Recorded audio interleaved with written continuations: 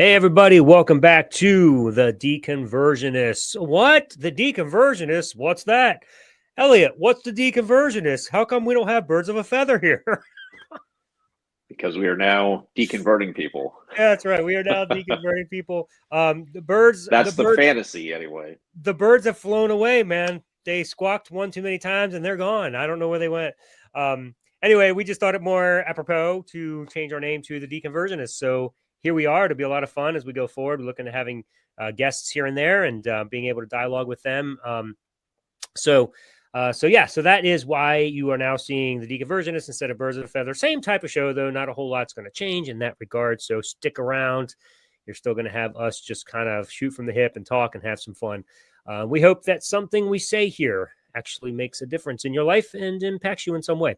That's always the goal. And also, we enjoy learning from each other. So here we are today, first episode of the Deconversionists, as it is. And we're going to be talking about morality, specifically morality in the humanist model, and why that is so much far, speak English, Alan, why that is so far superior to the theist model, because the theist model actually makes morality impossible. Now, I know that theists, especially Christians, love to claim that you can't be moral without God, and that God is required to be some transcendent standard in order for morality to be possible. But we're actually going to argue today and demonstrate that it's actually the opposite. That with a God that dictates supposed morals and how you must live, it actually makes morality impossible. It only actually works in some other model, and I believe the humanist model is the most accurate and best model that we currently have available to us. So that's what we're going to talk about today, a little bit of morality. So, Elliot, do you want to introduce it with anything? Throw some thoughts out before we get rolling? Well, sure. So you have me at a bit of a disadvantage because I am really wanting to hear how morality is impossible on the theist model, because I honestly don't know. I mean, I've got some thoughts, clearly, but I don't know how it's impossible. So I'm looking forward to hearing that. And on the flip side, I myself am not really a humanist. I haven't really studied it that much. Haven't put a whole lot of thought into it. I have my own model of morality. Whether that is consistent with the humanist model or not remains to be seen. But why don't you go ahead and give both arguments, both why theists cannot be moral and why the humanist model is correct. That sounds great. Well, this will be fun then. I'm looking forward to hearing what you have and see if they line up. So, in order to be a moral agent, you have to be able to decide whether or not you think something is good or evil, something you should do or shouldn't do. If you are simply following the dictations and the commands of some other being, and you simply turn your mind off and don't question whether or not it's good or evil, and you just do it because you're told to do it, you're not actually acting morally. You're just a robot. You're just following orders. So in the Christian model, and I believe it's pretty much any theist model that believes that there is a God or gods that dictate the rules to us and that we have to live by them, you are simply submitting yourself to this God. And again, especially in Christianity, Yahweh makes all the rules.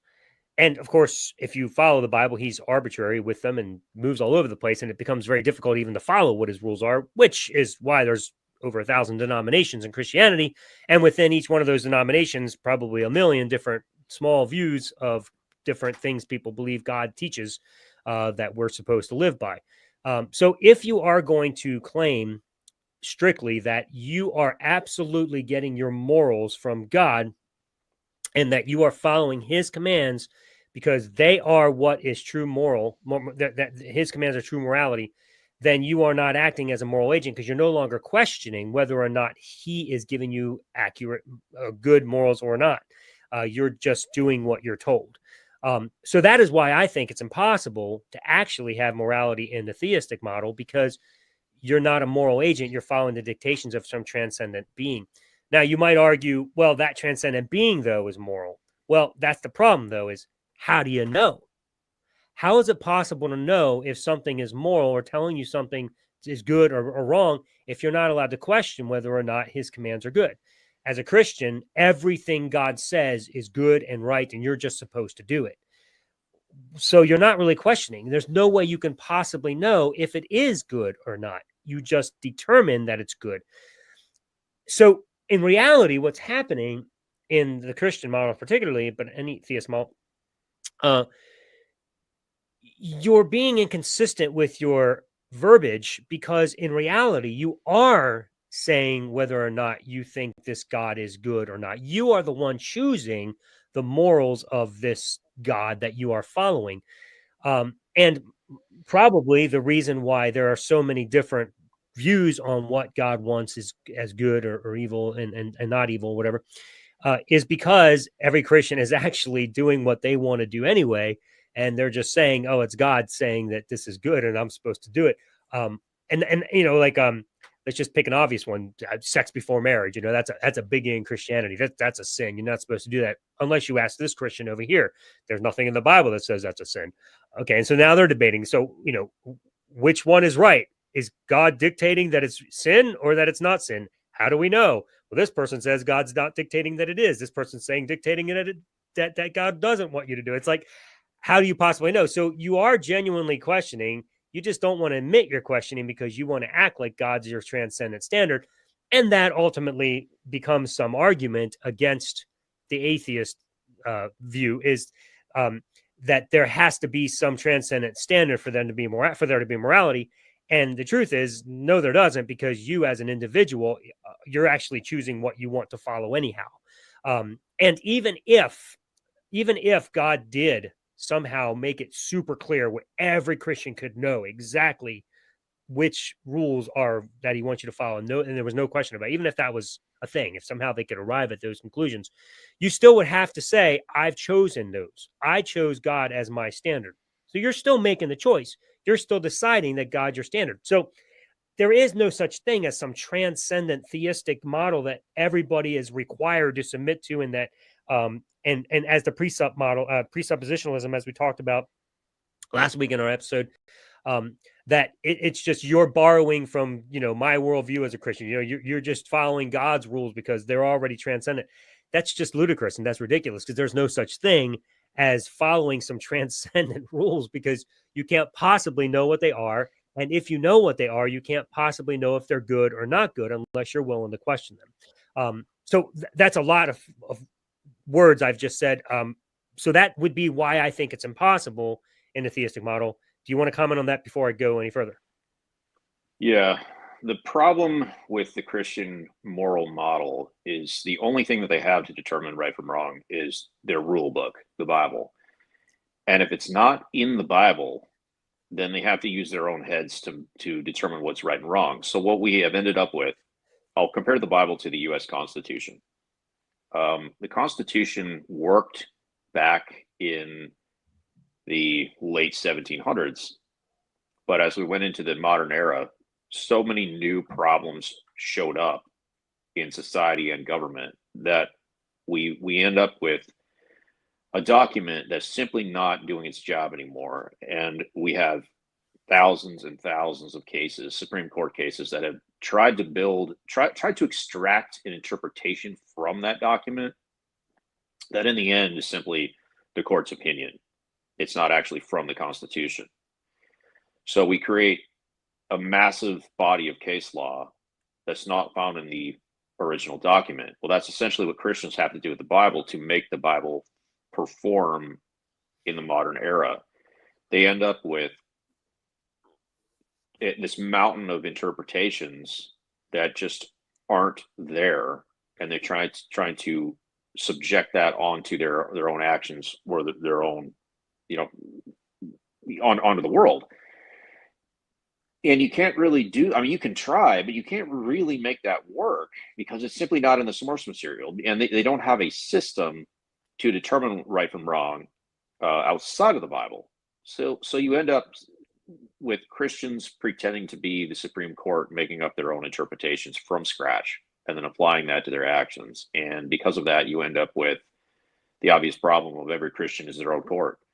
And so every Christian's got their own interpretation or their own opinion of how the Bible says what it says, or what God would have said if he had written a particular moral situation into it that didn't exist back in 500 BC. So in the end, the only moral actual system that Christians have is coming from between their ears. They are determining what is right in their own eyes. Ironically, just as the Bible said people do. They're forced to do it. Because if you had a rule book or a constitution that covered every possible situation, but didn't give you a system to determine it, you had to just simply follow the rule listed, the book would be so large that, I mean, just imagine an almost infinite number of pages, because there's an infinite number of situations you might find yourself in. So yeah, everybody does what's right in their own eyes. That's their moral system, and that's my own moral system. But I'll get to that later. How I actually flesh that out. Mm-hmm. So it's kind of a way of repeating what you said, just in a slightly different manner. So we agree that you can't be moral as a Christian. Well, you can be moral as a Christian, but it's going to be your own personal morality. Correct. Because as soon as you step outside the Bible to something that wasn't covered in there, you're making it up. Correct. And so what I'm going to argue for is that Christians are actually determining morality in the exact same way atheists are. It's actually no difference. It's just you think it's different because you think there's a God up there that you're submitting to, but as you just explained, you're just making it up as you go along. You really are just living according to what you think the Bible says and what you want it to be. And where it's not clear, you got a lot of wiggle room and you got to make some decisions. So interestingly, within the local church, let's just call that a society for the sake of terminology, or a community. We can call it a community.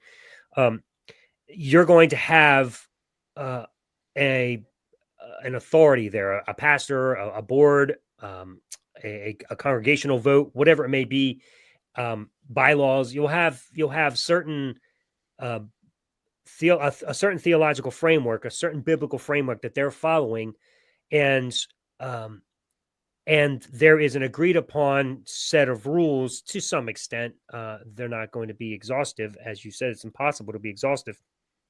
But there's a certain set of rules that everybody comes on and they kind of agree to in that church. And that's why, you can have church discipline, because when somebody doesn't obey the rules and they refuse to, you got to, do what you got to do to get them out of the church. You got to discipline them or punish them, or, take away the Lord's Supper from them until they become obedient and, get in line again. In reality, that's not a whole lot different than the way we do things in America, by and large. Everybody has their own opinions on what's right and what's wrong, but you have an agreed upon rule book, so to speak, where you say, if I'm going to live here, I'm going to abide by the laws of this country. And then different states will have their own laws that'll be different than some other states within that same country even. So each community, each society is going to have their own standards, and you're going to follow them. And then there's going to be another church down the street that's going to be slightly different. They're going to have different rules. That's why even in the Christian church, depending on the denomination or how far you are in the South versus the North, or wherever you are, you're going to have some churches that will have homosexual pastors, and others that will say, no, that's a sin and you're not allowed to have that. Some will have women pastors, and some say, no, men only. Some say, it's okay to have sex before marriage. Others will say, no, that's a no-no. You're going to have all kinds of rules like that. So you basically decide that this is the church that I'm willing to work within. And interestingly, if there are certain things you disagree with on the moral ground, you just kind of keep that on the hush, right? You keep that on the lowdown, and you just do it on your own time. You don't tell them. Some churches think it's a sin to drink. And their elders are not allowed to drink whatsoever. They have to sign a document that says, I will not partake in alcohol because I'm an elder. I'm held to a higher standard. You go to their house though, and you find out, yeah, we have a drink every now and then. We just don't tell anybody. Kind of funny how they're okay with sneaking behind the back, right? So they apparently don't think God's watching them, and punishing them or judging them at home because they're okay to sneak it and they don't even have a conscience about it. It's, so morality is not just a cut and dry black and white thing that comes from some God. That's just not the way it works. Each person has so many reasons why they think something is good and something is evil or just bad. And it's going to be different from nation to nation, country to country. It's going to be different from person to person, from gang to non-gang, from Yeah. black to white. You know, you want to say something? Go ahead. Yeah, I'll give you a perfect example of a problem that we run into because something is not explicitly in the Bible, and it's also not in the Constitution. And so we have this intense cultural war going on surrounding abortion because, as a Christian, you have maybe two different passages that might or might not apply to that. You've got before you're formed in the womb, I knew you. But then you have a passage in Numbers where the priest gives a formula for a potion that's literally going to cause an abortion if the wife committed adultery. So you have this conflict there. And because of that, you find Christians on both sides of the abortion debate. You see some churches that are okay with it, many churches that aren't, but they don't really have a biblical foundation in their rule book listed, this is wrong or this is right. So they have to fight this out in the real world amongst themselves and amongst society. So we have this huge culture war surrounding that. And on the flip side, it's also not in the Constitution. So you have conflicting Supreme Court cases. One will rule that it's a right to privacy and it's in there.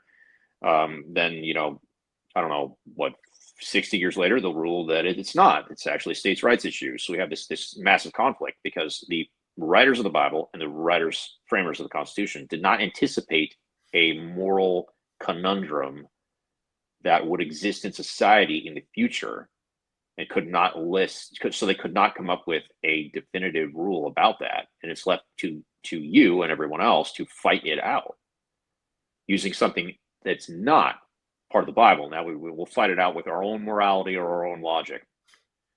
So again, it's coming from right here. It's not coming from any kind of book or document. That's correct. Now, right here is influenced by many things. It's influenced by books and documents. It's influenced by upbringing. It's influenced by friends, influenced by experiences you've had. It certainly has many things that influence how we think, which is why you're going to have very, very different opinions on what's right and what's wrong in a lot of different areas of life. So it's not so cut and dry as Christians like to say it is. In fact, even if you journey into the Bible just a little bit, and I have a whole section in my book about this, demonstrating that God is all over the place with the rules that he dictates, doesn't even follow them himself. And on top of that, he gives Israel a command to do or not to do something, and then he turns around and tells them to do the exact opposite. And so it's just really bizarre, to say that that God is my transcendent or objective standard when it's like trying to hit a moving target. How do you even know what he wants? So, for example, slavery is a big one. In the Old Testament, slavery was absolutely endorsed, to the degree that Christians don't even try to deny it. Some do. Most of the time, that's because they don't even know it's in there. And then you show it to them, they're like, what? That's in there? But most of the time, the ones who know, they try to justify it. Well, it's because at that time, God was moving it along, or God was trying to teach them something or whatever. Instead of just saying, why couldn't God just tell Israel, his special people, this is wrong and we're not going to do it? I mean, that would be the moral thing to do. If I'm advanced now in 2025 and I have a much better moral system, a much better moral compass than they apparently had, when Israel was around in the promised land there, having slaves and whatnot.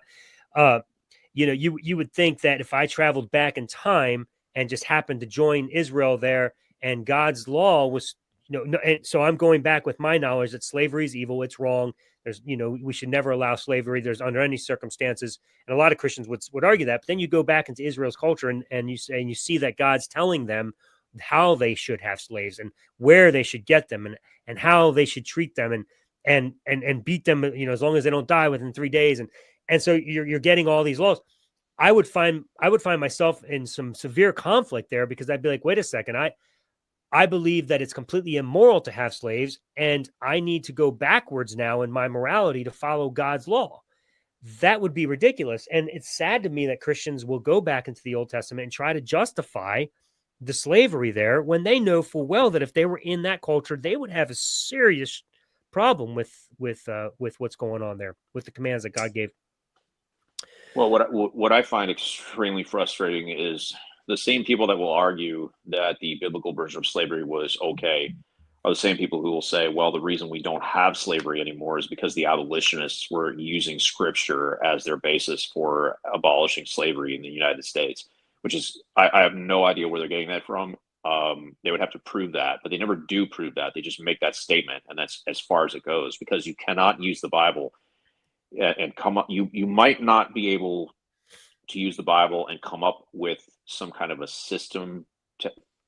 No, that's not correct. If you use the Bible to give you a moral command about slavery, you will end up with a system of keeping slaves. Maybe it won't be as bad as American slavery in the South, but there is nothing in the Bible that you're going to come up with that is going to be the basis of the abolition of having slaves. The only thing they can point to is, I think it's the book of Philemon. Correct me if I'm wrong, but Paul is writing a letter to a friend saying, hey, your runaway slave that came to me, I'm sending him back to you, and I want you to treat him as a brother. That was an individual case. This is so obvious. Paul had a problem with one guy treating a guy like a slave because he was his friend. So he sent him back and said, don't treat him badly, but he did not send him back as a free man. And he also says in a different passage, slaves, be obedient to your masters. So there is absolutely nowhere in the entirety of the Bible that you can build an abolitionist theology. So I don't know what these people are talking about. And I don't know what these abolitionist preachers were actually preaching during the 1850s. It's just not in there. So to say that's the basis of the abolitionist movement is honestly just total horseshit. Because if I use the Bible, I would always get to a system of how to keep a slave. Maybe not a extremely bad system, but I'm going to get to some kind of system nevertheless. No, I agree. Absolutely. In fact, the exact opposite, like you said, you're going to derive a system of slavery. Yeah, you're not going to, abolition is not what the Bible teaches by any stretch of the imagination. I think, obviously, we advanced in our morality over time. We evolved and became better humans. And so instead of just looking at the Bible and saying, okay, this thing is, we can write a much better book than God did if he actually exists. They just decided to try to find a way to make it work and force it into the system when all along they were arguing that slavery is okay. And then suddenly let's make the switch and try to make it palatable. Like it's ridiculous, man, what they're doing with the book. Not only, even with all the stuff you explain, yes, there's commands to obey your masters, right? And how to treat your slaves, even in the New Testament. But beyond that, even Jesus comes and has people become his slaves. Every apostle almost in the New Testament, when they're writing, they call themselves a slave of Christ. Like, yeah, or a bondservant. Yeah, which, yeah, same thing. It's a slave is essentially what it is. Regardless of how much you want to soften it, you're still owned. It's not, contrary to what a lot of people try to argue, it's not like an employer-employee relationship. I hear that one a lot too. To try to, Josh Bowen, in his book, does the Bible endorse slavery? I mean, it's that thick, just arguing, demonstrating everywhere that every type of slavery was still slavery. It wasn't an employer relationship where you basically came and made money and could quit whenever you want. That wasn't a luxury. You can just quit whenever you want. Even a bond slave, had the thing that you once you give yourself over, you're done. That you're that owned for life. I honestly don't know why Christians waste their time trying to defend slavery in the Bible. Like, you know what? There's better arguments to be had. Like, just let this one go. Well, but if God indeed did endorse slavery, you got a real problem with this God, because that's not very moral. But I mean, my point is they can't defend it. It's just indefensible. So let it go and move on, because you make yourself look like an idiot and a fool if you try to make the Bible say something that it actually says the opposite of. Right. Like, where your credibility is gone if you try to defend the Mosaic law when it comes to slavery. Right. Yeah. Like, save your credibility for something else. Yeah. Or rape. pedophilia, all Right. of those for that matter. It just becomes really dark and disgusting. Um, it, and even just constant slaughter, genocide, just so many things that just you cannot justify in the old covenant law. And I know typically the argument is, well, yeah, but that's the old covenant, and that's the whole point, is to show the depths of sin. And I'm like, but still, what you're missing is it isn't that God just stepped back and said, okay, you guys show me what you're made of, even though I disagree with you. He's the one giving the damn commands on how to do it. Like Yeah. that's just not like that's not adding up, man. You can't So I had this debate with somebody else on his YouTube channel, and we were talking about morality, and we got to the, you bring up rape, so we got to the question of that, and I had quoted him the verse where God commands the Israelites to completely wipe out this tribe, but to keep the virgins for themselves. Like, what do you think that means? It's the shortest line possible between point A and B. Take the virgins for yourselves, and raping the virgins. I mean, what do you think this was? Consensual? It definitely wasn't consensual, because you took them. Like, you conquered that people, killed everyone, and took them. And he said his actual response was, they're supposed to marry them, and then it's okay. And I wish I had caught this in the debate at the time, because what he had said just 5 minutes prior is he had quoted the Old Testament when it says not to marry foreigners that surround you, not to interbreed with the other tribes, to keep it within the Israelite population. Like, so you're not to marry these people, but then they take the virgins, keep them for themselves, and then they're supposed to marry them. Like, this is the insanity of Christian logic that is trying to force this book to say whatever they want whenever they need it to say something different. Mm-hmm. Yep. There's a passage, off the top of my head, I can't think of where it is, but where it argues that when God's saying that he wants them to obliterate, like completely destroy, kill every man, woman, and boy. And they're just supposed to keep the girls that have not been with a man. What do you think he wants them for? I mean, it's Yeah. ridiculous. But I was debating this with Rick Welch on my show, and this was the last show he ever did. For some reason, he says he wasn't able to do anymore. He's just got busy or whatever. But he responded and said, and he went and researched it, and then the next episode came back and said that the reason is because the boys were being trained to be warriors, and so God had to destroy them because he had to make sure that they weren't there to harm anybody. And the men obviously were warriors, and so we had to get rid of them. And the women, they were just doing prostitution, and they were just doing all the wrong things. So he had to get rid of them too. So it was a purification thing. You keep the pure, innocent girls. And I never got a chance to respond because we ran out of time, and that was the last episode we did. But here's the problem with that is, number one, if the boys are still boys and they can be impressioned upon, then why can't you change that, or at least have them come fight war for you? That's the first issue I have. But even saying what you're saying is right. If the boys are being trained for war just like the men, and these are the people of Peor, the ones that isolated themselves from Israel, so they were kind of like their own people. They were doing their own thing, so they didn't have like some extra community. This is all the kids knew, was what the men were doing and what the women were doing. And supposedly the men were just killing people. They were just warriors. And so the boys had to be destroyed for that reason. The women were doing nothing but prostitution. They were doing all these evil, sinful, sexual acts. What do you think the girls were learning? If the boys are being trained to be warriors and all the girls knew was what the women were doing, what are you talking about? Save the girls for what? What did they learn in that environment? Yeah. Sheerly prostitution and sex. So if you're going to take these little girls and bring them to Israel, what the hell do you think you're bringing them in for? Yeah. If that's what they knew how to do. I think this argument is like this. I was so irritated by the fact that I didn't have a chance to respond to it, because it's just right. And he, like, it caused him pause, because he was like, well, if God is in fact endorsing pedophilia like that, or actually technically it's not pedophilia, but sexual child sexual acts, then he's like, I would have a real problem with God. I'm like, then you should, because that's exactly what that passage is teaching. These girls learn nothing other than what the women were doing. So it frustrates me that which Christians will try to defend the Bible. It's crazy, man. we've got a deeper problem though. It's the entire conquest of the Holy Land. Like, let's just put aside what they actually did when they conquered these people, and let's focus on, like, why were you going to war with them in the first place? God initiated a conquest. Every time in the history of the world when someone has initiated a conquest, history is not kind to them. They were the aggressor, they were the problem, they were the ones who had to be stopped every single freaking time. Yet we go back far enough to the conquest of the Holy Land, and suddenly, oh, but that one's okay. Like, you're starting fights with these tribes on purpose to steal their land and kill almost all of them. I mean, I don't even care if you're harvesting the virgins. That's irrelevant to the fact that you went into their lands, invaded their lands, and conquered them and took it away from them. Like, you are the aggressors. And you know the irony here?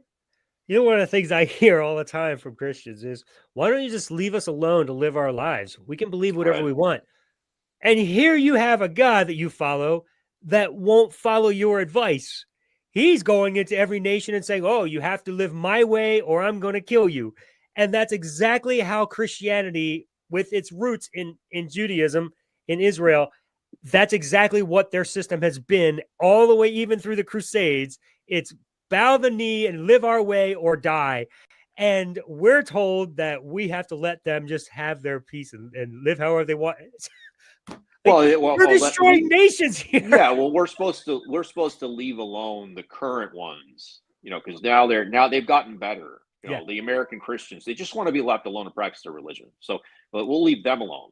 And they always want to take shots. Even the Christians want to take shots at the Crusades and take shots at the Spanish Inquisition, and then say, well, that wasn't us. It was a different time. They had the wrong theology. They were sinning, whatever. So, but one of the most difficult problems for Christians to answer is God operating by a different moral standard than the one that he is issuing? I asked this of a Christian during an argument once, and he refused to answer it, no matter how many times I posed it. And after the debate, like, he came back at me later and said it was dishonest for me to ask him that question. I'm like, why? Like, all you have to do is just say yes or say no or say I don't know, and then just explain your reasoning. Like, is God operating by a different moral standard than the one that he's issuing? He obviously is. Like, you can't debate that. God is ordering genocides. He's ordering wars. He's ordering killings. He's creating hell. Like, this is the big one in the moral conversation of Christianity versus atheism. Like, this dude created a eternal lake of fire to torture forever people who do not believe a story. This is not something that you yourself as a Christian could ever do. As a human being, you couldn't do this, but let's pretend like God is giving you a standard to love thy neighbor and thou shalt not kill, and all this other stuff. Is completely inconsistent with torturing people forever. Make this make sense. God is clearly operating by a different standard here. No, and it's not just a different standard. It is the standard of the most ambitious and psychopathic serial killer or mass murderer that could ever exist, because he's using eternity and a lake of fire that never goes out and human bodies that never burn up. He can't kill these people. He's torturing them forever. No one on earth could ever accomplish that. It's the most insane, cruel thing you could ever come up with, because it never ends. Yep. And he came up with standards. This is his design. His own personal standard isn't even in the same universe as the one that he's giving humans to live by. You can't justify this. It's impossible. You can't reconcile it. It's impossible. No, and they say, well, we have an internal moral compass that's God has given every human, like the Romans 1 thing, like, God exists, like, what the right thing is to do. You just have to live by that internal moral compass. If you don't know the right thing because the Bible didn't explicitly tell you the right thing, okay, great. So I'm going to live by that too. Every single one of us using that internal moral compass knows that this standard of torturing people forever in hell is wrong. It's wrong. You would never do this to someone, no matter how much you hated them or no matter what they did. You would never do this to someone. But so internally, by God's own standard, that it's wrong. Yep. You can't judge God. Then why do you have a moral standard, an internal moral compass that God gave you? but to judge God. It's Yep. so frustrating. It is super frustrating. And so, you follow God in the Bible and his morality and how he acts and what he commands and whatnot. You got to ask, is God making declarative statements because of what's right and what's wrong, because they are inherently moral, right? So is he following something that he's bound to, or is he arbitrarily making up the laws and saying what's moral? Either way, you have a serious problem because, number one, if it's already inherent, then God didn't make it. He's not the transcendent standard. There's something more transcendent than him. But even assuming you're going to make the argument that, no, well, he is that transcendent thing and all things are what they are because of him, then he is terrible at following his own moral standard. He's terrible at following that inherent standard because, like you said, he's all over the place. And if he's the one making it up, then now you're just following the whims of God and however he feels in the moment, because even throughout the Old Testament, one minute he's happy with creation and is good, and the next minute he's so pissed off and regrets it that he has to kill them all with a flood. Where is he? His consistency is nowhere to be found. Yeah, it's the question of, is morality objective or subjective? And I don't think there's very many, or even a single Christian, that would say morality is subjective, because that's essentially moral relativism, something that is burned into their brains from childhood to hate. You don't want to be a moral relativist because God is the objective standard, or the Bible is the objective standard of morality. But if that is the case, then morality is still subjective because it is subjective to God.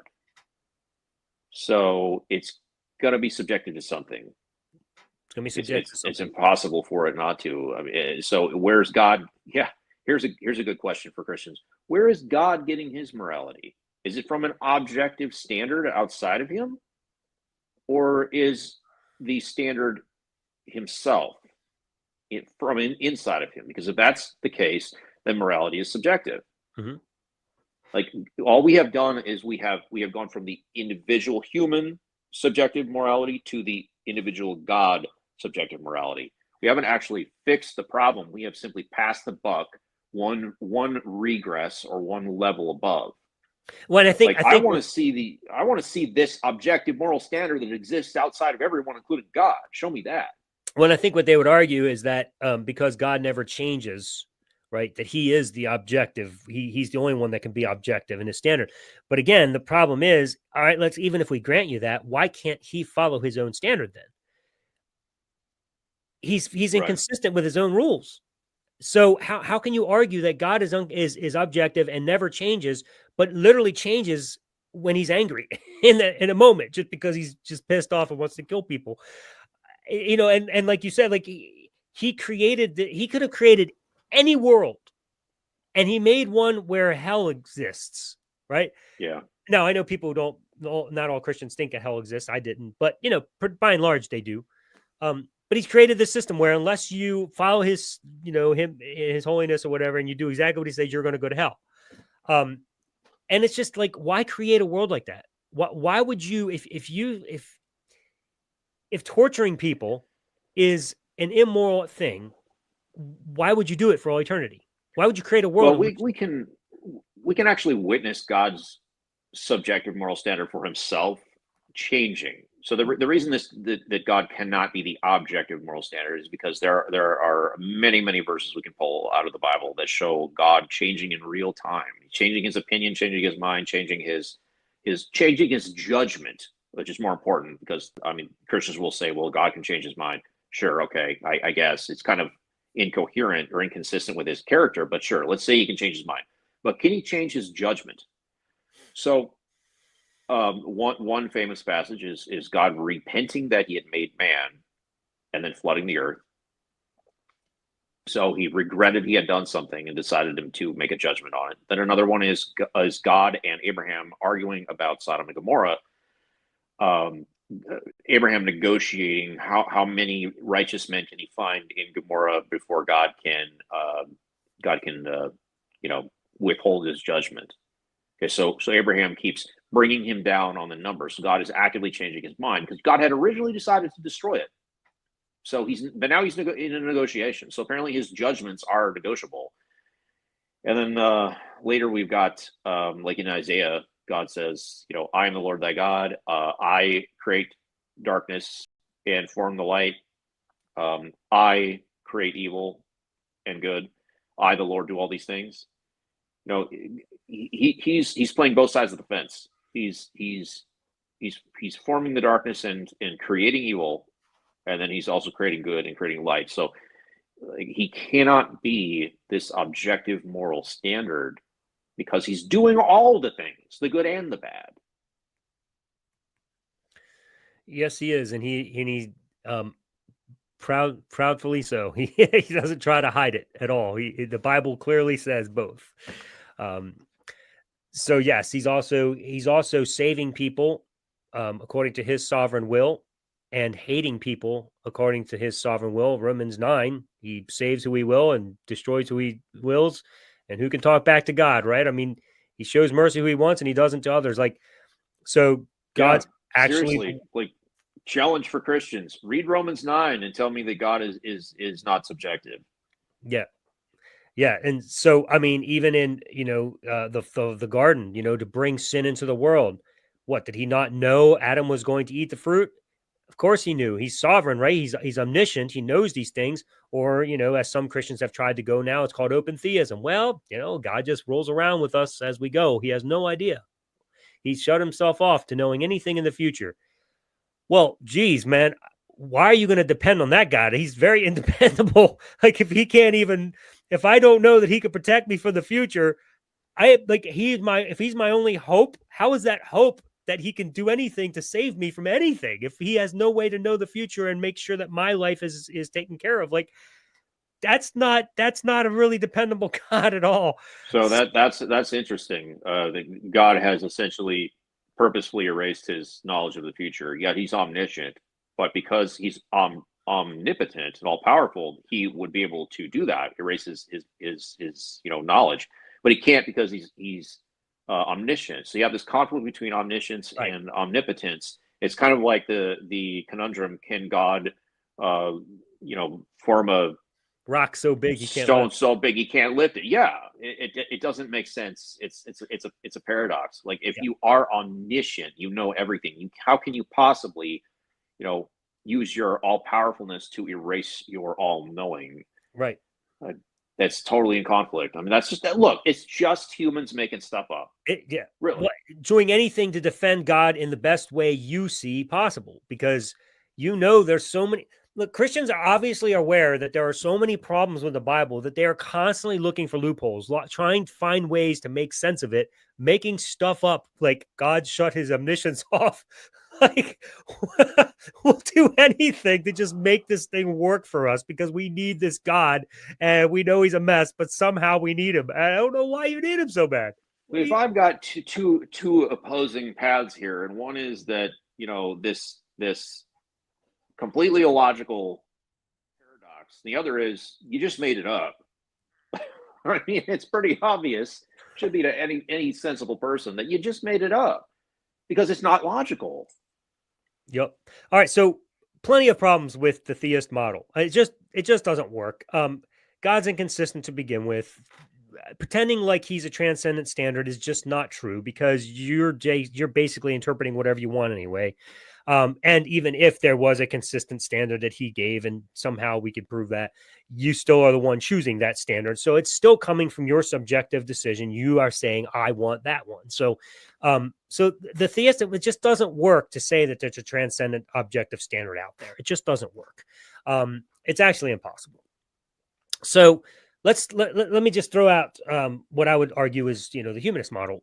So, first of all, defining morality, like what is it we're trying to target? What's the goal of morality? What does it even mean? So, every person, I think, in their subjectivity, there is one thing that we would all tend to agree with, and it is that the goal for even myself as an individual is the greatest possible well-being and the least possible harm. That is just common amongst everybody, even those who are even masochists, for example, would still follow that paradigm. It's just they don't see their self-infliction or other infliction that they receive is part of well-being for them, because they see it as a healing process, as something that feels good. Um, so so every person wants themselves to be okay. Now they might be messed up in the head and can't grasp that. Oh, well, maybe I should treat others like that too. We would call that somebody that's what's the word I'm looking for? Um, not not thinking correctly, I guess. Insane maybe would be a good word. So if we begin there and we say, okay, what is our goal is the greatest possible well-being and the least possible harm. That's what we want for every person. So from there, you begin to discuss what the rules are for that game, so to speak. What are we trying? What are we going to do to be able to accomplish that goal? And you bring your opinions to the table and you discuss them. In America, we do voting, and you vote, and you decide, I'm going to live here and I'm going to be okay with the majority wins system, or whatever system you choose to agree to. Smaller communities can do more discussion oriented rather than majority wins type things. But long and short of it all, though it's not an easy system, it is a good system where you can actually decide and discuss things and then agree to a standard by which you're going to live as a community. And that standard then becomes the objective standard for that community for that particular time that you have agreed to live by it. And it can change too when you come up with this more discussions and you say, oh, I'd like to modify this. And then you discuss it, you modify it, you agree to it. And then you have a new objective standard. But it's always subjectively being altered as long as you agree to it at the end and you're going to live by that. Playing sports is very much like this. What you do is you come up with a sport called football, and you say, "Hey, what's the goal?" The goal is to score points by getting the ball into the end zone, and then you know the goal now, and you say, "Okay, well, what are the rules we're going to decide to live by as we play this game?" So to make sure that we can all try to achieve that goal in the best possible way, so that we have the greatest well-being and the least possible harm, to make sure everybody accomplishing that goal. And you set the rules. And then once you all agree to the rules, they become the objective rules of the game. And then you play. Interestingly enough, every season, the football rules get updated. They go to the table, they modify some rules, everybody agrees to them. And now you have a new objective standard for the season. I think morality works the same way as it does coming up with a sport. So that's the way I would see morality working. So even down to the smallest community you can think of, like a husband and a wife. Or just two partners, doesn't matter if they're even a husband or wife, you get together and the two of you have an agreeable terms that you have decided that you're going to live by in that relationship. And everybody's is going to be different. You might have different agreements with your wife than I would with mine. We don't have to agree that on how each other should live. It doesn't fucking matter, because it's your life and you're with her and I'm with mine, and that's all that matters. Some people would even say that it's okay to have multiple partners. Okay, if you agree to those terms in your relationship, as long as you agree to them and that's the rules you play by, congratulations, have fun. There's nothing immoral about it if you have agreed to those terms in that community. In another community, you would have to say, no, that this one's, we have agreed that we're not going to share each other. We're just going to be isolated to just the two of us, and we're not going to be willing to have multiple partners. Okay, well then that's called cheating when you do, because you've agreed to it in that community, and so you've had a different set of moral grounds that are subjectively, if you will be, or even now objectively different than another objective community, because you've agreed to terms that are different than in others. So that's the way I see it working. Again, it's never simple. These things aren't just like, you don't just abracadabra and it happens. It takes a lot of work, obviously, to build a healthy community. But that's a good way to do it. And the best thing we can do is listen to what others are saying, because if we genuinely want the greatest well-being and the least possible harm, I want my voice heard in what that means. I should hear them and what that means for them. And so we try to find a compromise that would work in a way that is beneficial to both of us. And the least rules really that you can have that could accomplish that goal, the better, because you want to give everybody as much freedom as possible. Nobody wants to restrict that. But you just want to make sure that you're all giving each other the same courtesy as you would want. And so in Christianity, even, you got the whole command to love one another and then do unto others as you would have them do unto you, and all this stuff. That's essentially saying you want the greatest possible well-being and the least possible harm for each other. That's what love looks like in the commands. So I'm not saying anything crazy. I'm just saying this is actually the way it does work in real life. It's just Christians don't like to admit it because they want to argue for some transcendent standard, but it's just not reality. You have different rules in your marriage than another marriage does already. I can promise you that. You have different rules about drinking in your home than others would. Your church has different rules than another church has, as we talked about earlier, because you've all decided to agree to terms. God had nothing to do with it. You're literally just interpreting your own Bible. You're making it up. You have your own interpretation of your preferred Bible. And then you have which books of the Bible you think are important. Is it just the New Testament? Do you include the Old Testament? There's so many factors that go into this, but at the end of the day, I do think that everybody just does live like this. And the sooner we can realize it and say, oh, yeah, this is how we are actually doing things, the sooner we can eliminate the theistic model and not need God anymore and actually move forward with our lives and have a much healthier society. But that's my take. That's what I think is happening. That's how I would argue for morality. And personally, I think it's the healthiest. And it's the best for everybody involved. Now, you're going to have those outliers again that don't care about others. And so, yes, you're going to have to restrict their freedoms because they're not serving the greater well-being, and they're still choosing to live in a society where we've agreed to these rules. They're breaking the rules, and so therefore they have to be restricted from their freedoms because they're breaking the rules and they're hurting others. You don't like our rules? Go somewhere else. That's fine, but you've decided to live in this, and so now you have to obey our rules. If you want to change them, you're welcome to come and discuss it with us. We'll have an ear, but it's doubtful anybody will say that, we think going around killing people is a good idea. So if that's your modification, it's unlikely going to pass. But anyway, so that's my 2 cents, and there's probably a lot more I could say, and maybe even clarify if there's questions. But I'd love you to comment on that, and then throw us your system to see how close they are or how far they are. So I think what you ended with, that there are people who are disregard those rules and they suffer the consequences. I think you're getting really close to like what really determines our morality. Our system is simply the society that we live in. We're born into a society where we had no say in making the rules, and we have to abide by those rules that we've inherited, or we will be kicked out of that society. So we don't really get to decide our morality. It is an appeal to consequence, and that's pretty much where it stops, I think.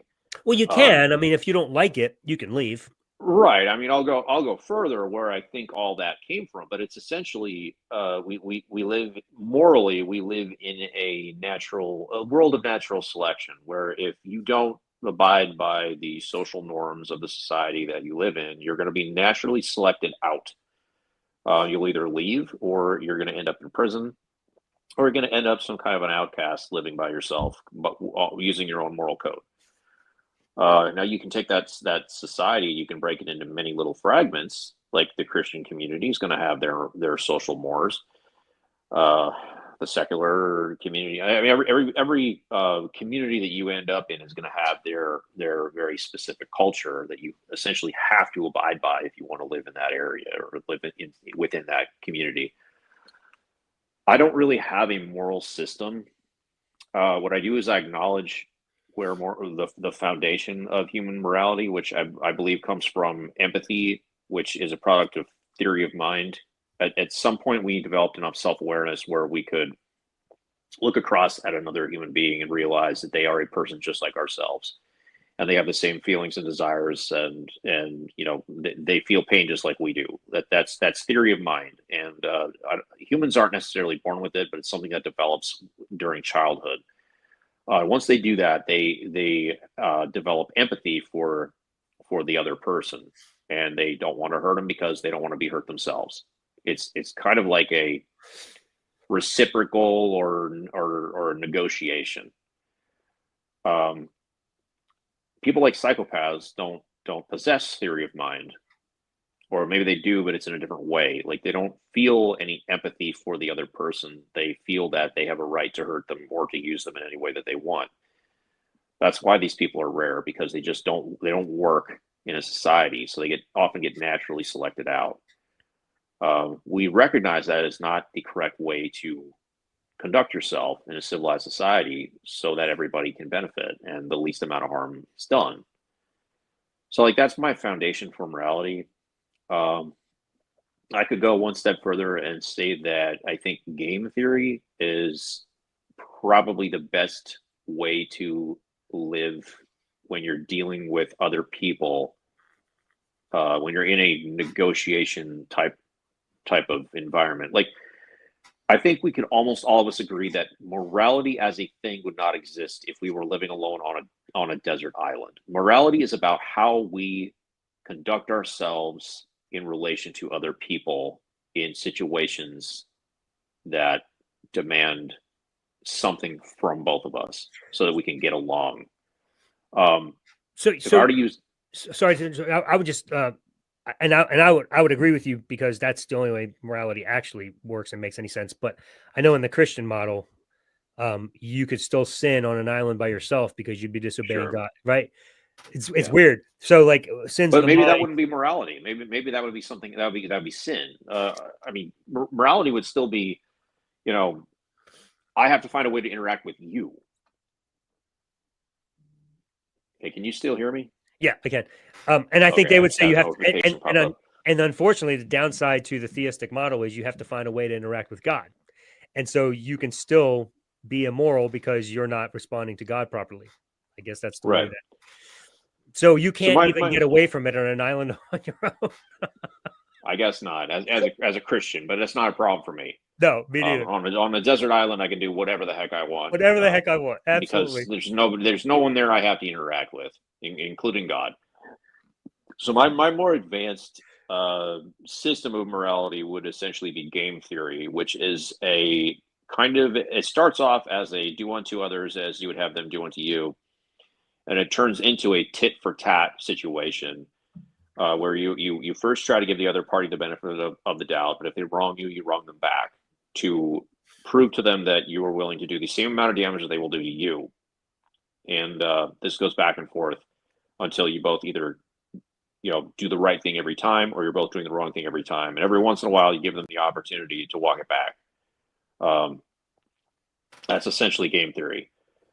But that's more in an adversarial context where you're negotiating something continuously. Like, the two of us are locked in an infinite in infinite number of turns. We have to continue to work together, or we can choose to work against each other, or in a mutually beneficial relationship. It's for more advanced situations than just everyday life. But yeah, I operate based on theory of mind, where I have empathy for other people because I understand that they are human beings who have the same thoughts, feelings, fears as I do, and I do not want those things to happen to myself, so I don't do those things to others. And it works 99% of the time, until you find yourself in a special case where you're dealing with a psychopath. Yeah. And empathy, I agree with as well. I have a whole chapter in my book called Common Love or Christian Love versus Common Love. And I define common love as empathy. A Christian love. I don't like the golden rule. I don't like the love the Lord your God with all your heart, mind, soul, and strength, and love your neighbor as yourself. Do unto others as they would have them do unto you. I think there's problems with the way those things are phrased. I won't go into that now. You can read the book if anybody wants to. But yeah, I think there's flaws in like, just real quick, just right off the bat, like, what if that person doesn't want to be treated the way I do? What if they have a different perspective? What if, say, a masochist likes pain and I'm not willing to give it to them because whatever reason. So I mean, there's flaws with that system. I think it's better to just actually genuinely ask what that person wants and then just do it. Right. So to your thought earlier about we're born into a system. In my mind, it's a lot like technological advances, for example, agricultural advances, whatever. We evolve as a species, as a human race. That's not even a race. I don't even know why I said that.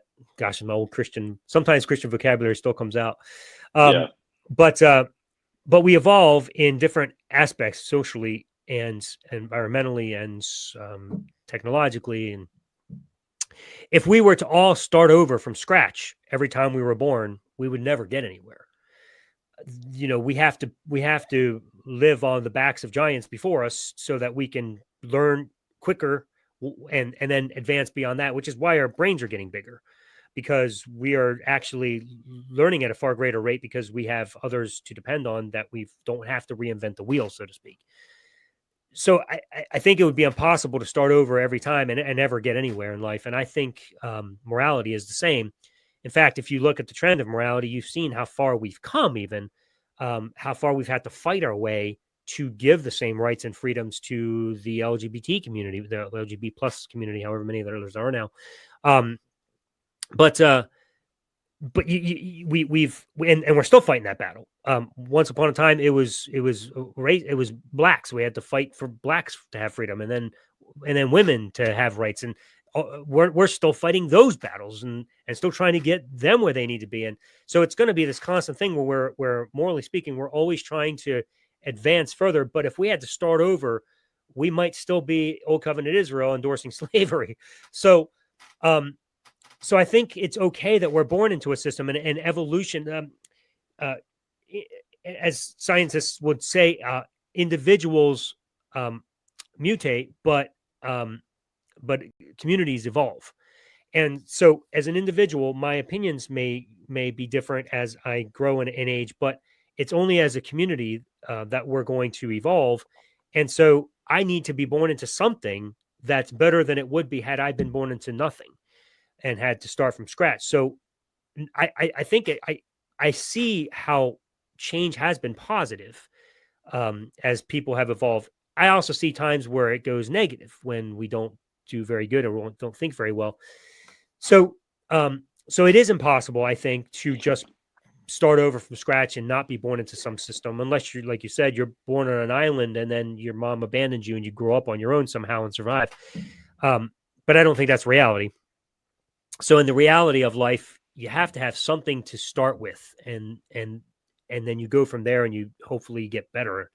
And I think that's what we're doing as a society. We are getting better, not as quickly as I'd like to see, but even seeing us do more and more people becoming aware of the con of religion is pretty awesome. Now I know that recently you said that we've seen a spike, I guess, of what do you call it, revival in Christianity or whatever. Yeah. I don't know if that's real. I don't know how long it's going to last. I don't know if numbers are being fudged. I don't know if there's an emotional thing going on lately because the tide is following the Christian nationalism. But I don't think it's going to last. I think a lot of times these spikes kind of jump and then they die back down. I hope so. I do too, but I do see a trend. I mean, just seeing how many people continuously are joining these atheist groups online, it's just I see it every day. I still see people sending me emails and letters telling me thank you for writing that book, and they're saying that they were struggling to find their way out of Christianity. They were still attached. They were having a hard time. They had questions, but they were out, and they said the brainwashing's gone. So we do see people getting freed, and that's exciting. It's exciting to see. I think what's happening is the younger generation, the not the millennials, but the one following that, Generation Z, they're being seduced by religion right now because it's on one hand it's cool to be religious, which is why we're seeing a lot of them turn to Eastern Orthodox instead of mainstream Christianity, because it's esoteric, it's weird, it's interesting, it's cool, and it's rebellious. And so we're seeing this younger generation turn to religion in general as a almost countercultural, revolution, because the generation before them are the ones who became the most atheistic. Like, I think you would probably statistically, I don't know this for a fact, I'm just pulling this out of my ass, but I think the millennials are the least religious or most atheistic generation. And so what you're going to see is whatever generation follows is going to be like a counter to that. And you see, so it goes through these waves where it's cool or hip to be different than the one that came before you. And we all came of age in that 9/11 environment, that spawned the new atheist movement, and so we took to that probably as a almost as a reaction uh, to the religious years of George Bush and the anti-Muslim sentiment, where we see what religion, the damage religion can do. Now, of course, I didn't deconvert until 2018, so I was not part of that. I had to find my way out on my own instead of being part of a countercultural movement. But that's what I think is going on with this the younger generation. Um, I think if you offer young people, uh,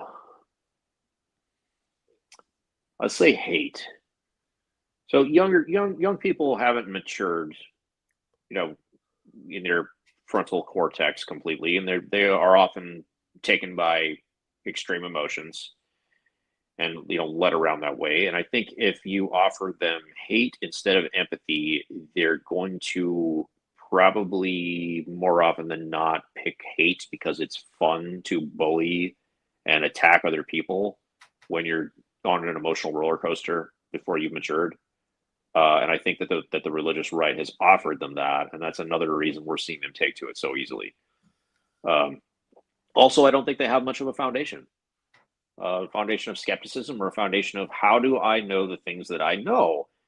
That's something that you either acquire in college or on your own later in life.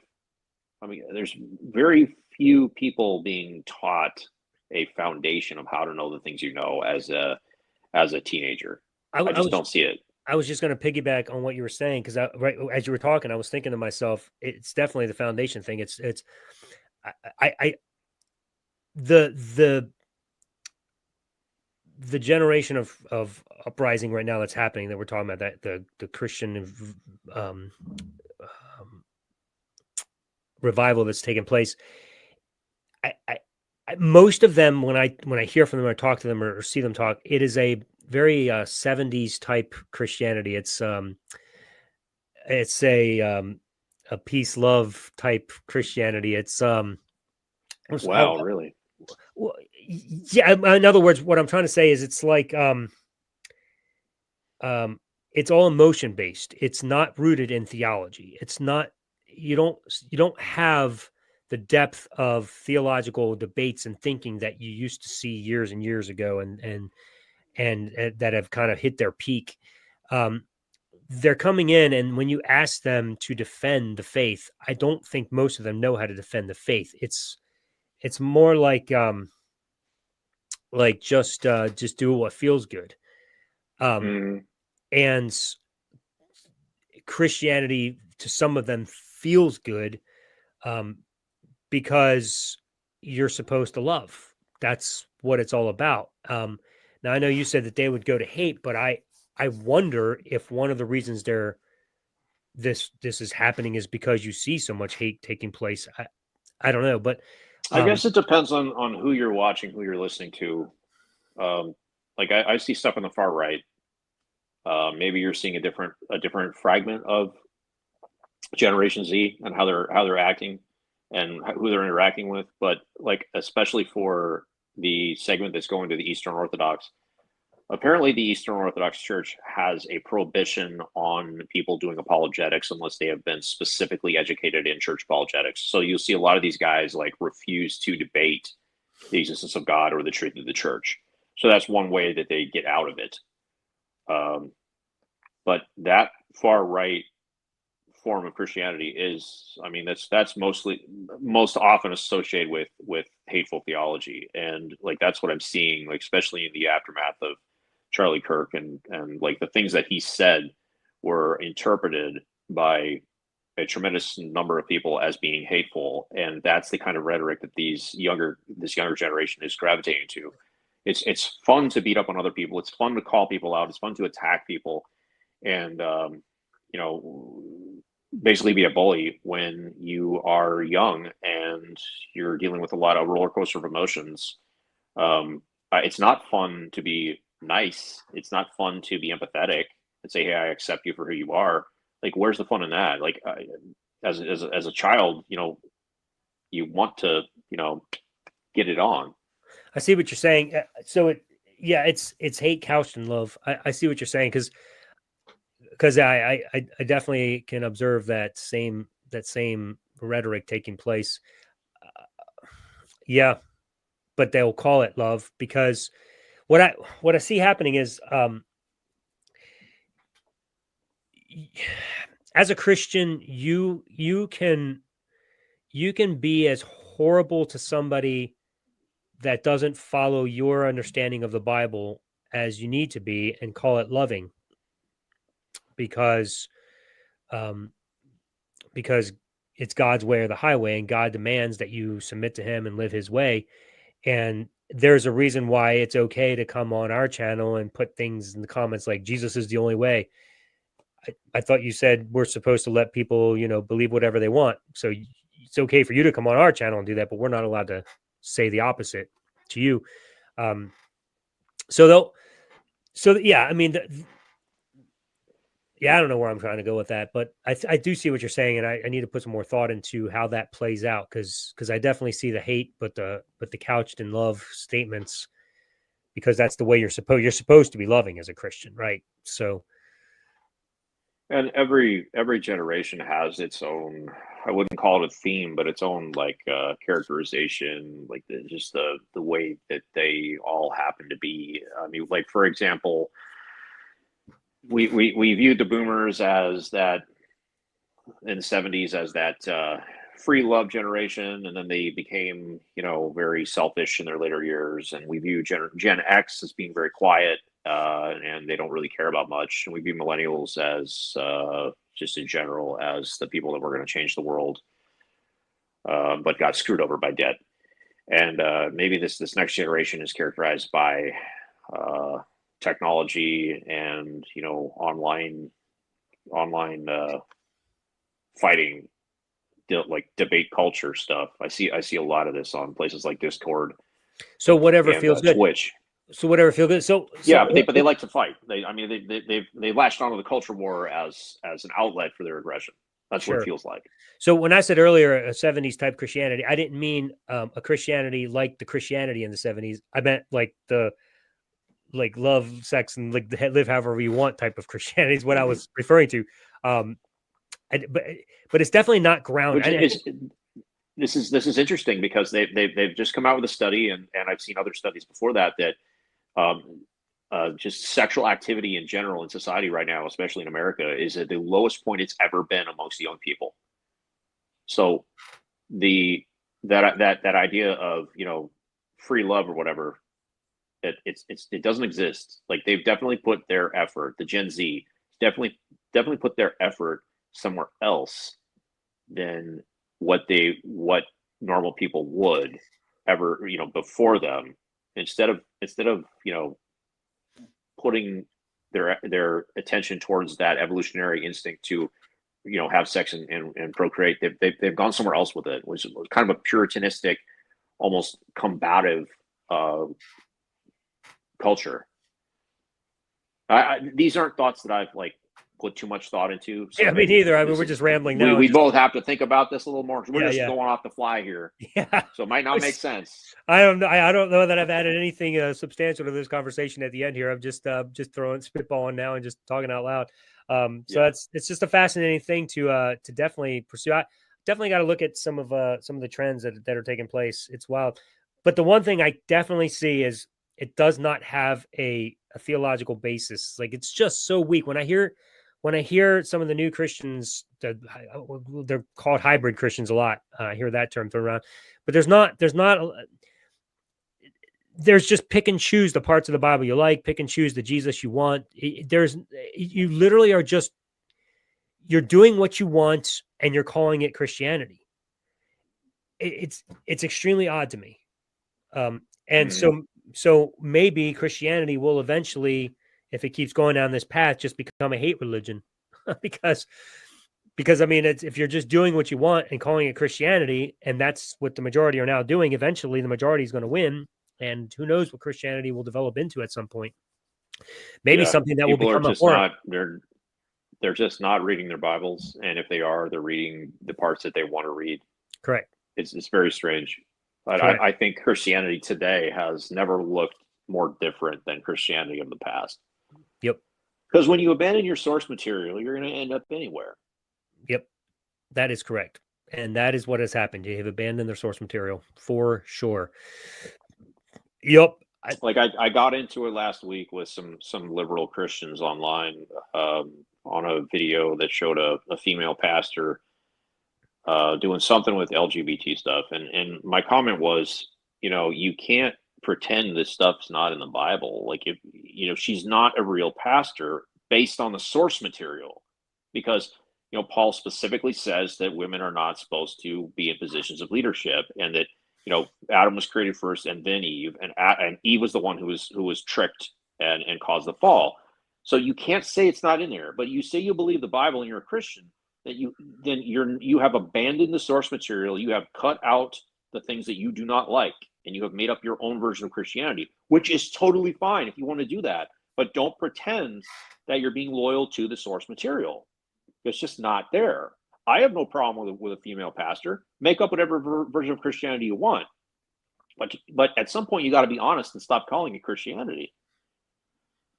Yep, that is the hinge pin. I don't even recognize Christianity anymore. Like, it's just it's impossible to nail down enough to even have a dialogue about what it is. You have a better chance describing what it isn't.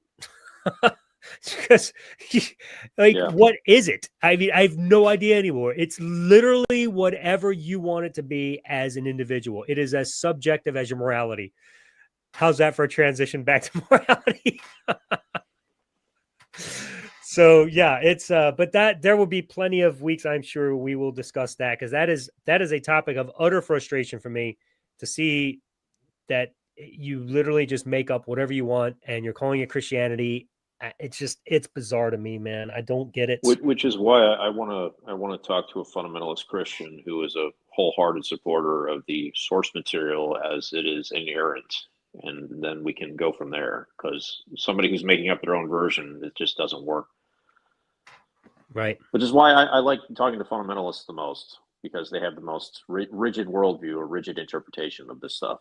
That's right. So you can have a more productive conversation than, I'll just make up whatever I want when it's right. Right. And yeah, everything based on my personal experiences, you don't get anywhere. Yeah, I agree, man. All right. So next Sunday, so not this Sunday, but next Sunday, we're going to have a guest on. You want to tell us about him? Yeah, I think it's going to be on the 9th. Look at my calendar here. It's going to be November 9th. We're going to be talking to Reformed Riley. That's his YouTube channel name. And we're going to be most likely, definitely, talking about the presuppositional apologetics argument. And that's at 2:00, right? Eastern? It'll be 2:00 your time, 1 p.m. mine. Right, 2:00 Eastern then. Yep. So plan on being there. It's going to be a fun dialogue. We'll have a chance to ask some questions, and I'm sure he'll have some of his own, and we'll just see how that conversation goes. It'll be great. So it's Reformed Riley? Yep, Reformed Riley. All right. And, we had just talked about the presuppositional argument last week, and so we're going to get much more in-depth on this thing. That sounds great. I'll throw the link to the meat and potatoes of that argument. Cool. We'll throw the link to his channel underneath so you guys can check him out, and plan on being with us live on Sunday, because that'll be great. Then you can throw in some questions of your own. We'll enjoy that. So with that said, be sure to like and subscribe. We really appreciate it, because it helps us grow this channel. It helps us be able to get better guests on as well, because guests tend to want to give their time where there's people watching. So please give us your love and help us grow this channel. Also, join us at Deconversion Nation. Following any one of these shows, we would love to have you come over there, ask some questions, throw some comments. Let's have a dialogue. So we hope to see you over there. Check out our books if you haven't already. How to Kill God the Easy Way. Links in the subscription in the info below. And How to Stop Being a Christian by Elliot. That's also in the link below. Elliot, before we end, do you want to just quickly summarize where we see eye to eye and where we differ, if at all, on how we think morality works or should work in our world? I honestly don't think that we differ anywhere.